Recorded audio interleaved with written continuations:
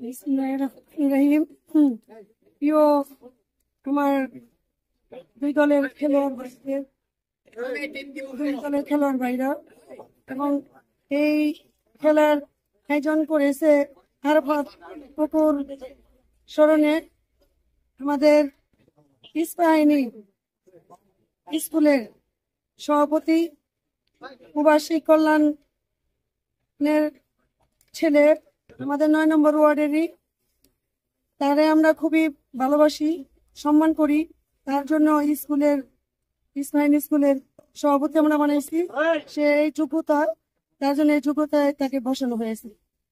আজকে সে না থাকলে আমাদের আরাফাত পুকুর এই খেলার আয়োজন কেউ করতো না।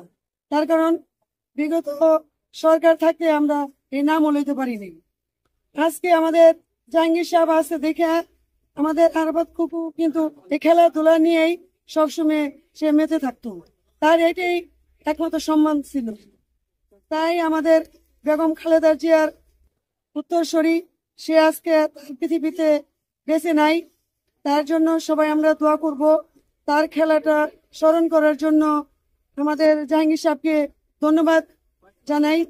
তাকে আমরা সবার পক্ষ থেকে আমি ধন্যবাদ জানাই। আমরা আজকে কোনো পক্ষে বলবো, আপনারা হার জিত আছে, দুই দলই মেনে নিবেন। হার জিত যারই পক্ষে যাও মেনে নিবেন, কোনো বিশৃঙ্খলা করবেন না, সুন্দরভাবে খেলবেন। আমরা সুন্দরভাবে উপভোগ করব। আপনাদের জন্য আমরা দোয়া করি। এ বলে আমার বক্তব্য শেষ করলাম। আসসালামু আলাইকুম।